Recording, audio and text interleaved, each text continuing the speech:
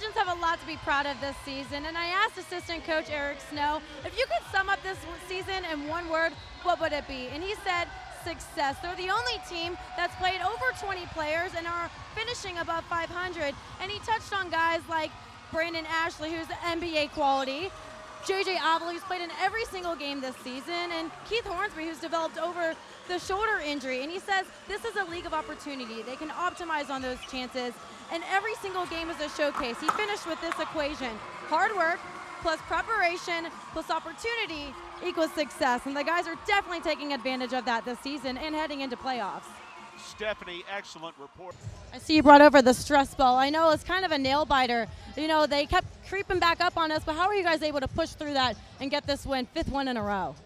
Corey, great under the post tonight, as well as getting lots of looks and a double-double. How are you able to master that stretch 5 position in coach's system? Here with Wade Baldwin, and it is great to see you back in Dallas. You've been here with the Texas Legends. Does this give you a little bit of an advantage tonight? You were quite the trash talker with the Legends. Does that still stand now that you're in the NBA? Well, the coaches didn't really give you a hard time about it. They thought it was funny. Now, assistant coach Eric Snow told me he's got his spies here because he's worked with Stotts and CJ. Has he kept up with you? Because he says he's keeping tabs on you through his little spies. Well, we were waiting to tell him his stats. He's not quite sure how many threes. It was 9 of 10. 9 of 10, and he had 9 assists. How do you feel, and what was clicking with you tonight? Yeah, Devin was saying he's going to get 30, he's going to get 30. But then we see Warney doing this motion. Now tell me what that means. All right, well, you're getting a lot of looks lately and clearly making some big contributions. How does it feel to finally get back in there? You had a little bit of a break with the injury, but you're rolling with it now, definitely vibing.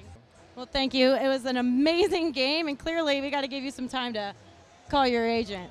Back to you guys. Oh, thanks, Stephanie. I caught up with Sloan on his G League Player of the Week award, and he smiled. He was happy about it, but he said he wants more assists. It's not so much about getting threes. He wants to spread the wealth, and as we've seen, the ball move's definitely improved.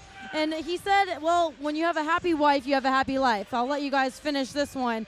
When you have happy teammates, he wasn't quite sure how to rhyme that one, but you get the idea. JJ, definitely a standout night for you. Getting more minutes, getting the starting spot, your first triple-double of the season in this record win. Well, before the game, we were talking about your pros and cons, and you were struggling to come up with them. Can you come up with any pros now? That's right. You said you signed up this week. How does it feel to get such a rapid reward right away? John, what a way to celebrate becoming a season ticket holder. Coach is praising your shooting. You're shooting well over 50% now. How does it feel to make such a contribution offensively? A lot of extra hours. You came to the optional shoot around, putting in the extra work. With the adversity we face, players are out with the call-ups or with injuries. How does the team adjust to this? Well, with so many call-ups this season and the most in the league for Coach Bob McKinnon, why was Jameel Warney's call-up so special to him? To him, it was his youngest son at his AAU tryouts. When all the kids were asked who their favorite basketball player was, most said Steph Curry, LeBron James, but his youngest son, Ryan, said Jameel Warney. Now, Coach gives you a lot of praise, and you're always giving credit to everyone else for all these amazing accomplishments you get, but he said that your call will be one of the greatest days of his life. How does that make you feel? I hope it was going to be a national holiday, but I mean, other than that. Well, if you told Coach McKinnon that there would be 10 guys playing the point guard position at the beginning of the season, he'd say you're nuts. But as the season went on, he's called it musical chairs at that role. And when evaluating the difference between the G League and the NBA, Kyle says it's more than just speed and athleticism. The biggest difference is the IQ level of these players. He says everyone is so smart on the court, and you make one little mistake and they make you pay for it. Kyle, a lot of development this season. Started out with the Texas Legends and now with the Dallas Mavericks. How would you sum up your season as a whole? I'm sure you all would hate to be considered annoying by others, but Duke Money told me that's exactly what he's trying to do. He wants to bother the offense of his opponent, really slow them down and initiate more for his team. He wants to set up his offense. And Coach even said he's not focusing on shooting, it's the defense and to be a facilitator. You may see him averaging more assists than points. It is key to get the win at that point guard position. Now, Coach kept saying at the timeouts, defend and rebound, and this was very much a high rebounding game. What can you say about the defense tonight? Brandon, career high tonight, 38 points. Although it was tough down the stretch, how were you able to get those looks tonight? I know you've been struggling on the fouling area, but you've been adding quite a bit to your stat sheet, rounding it out pretty well, getting steals, getting assists. What would you say about your versatility right now? Well, both the Warriors and the Legends are out 4 of 5 of their starters since they last met. So this is a great chance for guys to step up and show us what they got. One of the players that he was talking about was Corey Jefferson. He has the experience. This could be a standout night for him. He's great under the post. He can make plays. He can facilitate. Hey, Fish, he was saying maybe even a possible hybrid 5. Who doesn't love the hybrid 5? Now let's talk about the shooting. In the first quarter, you guys were shooting 70% and above. It fell down to, 50s, 60s, but you never fell below 50. How do you guys feel about the shooting tonight? Welcome back to Dr. Pepper Arena, where the Legends lead the Spurs 110-95 heading into the fourth. And what an exciting way to head into the fourth by a 3-buzzer by Hornsby. The game that he had his career high of 18 points Wednesday night.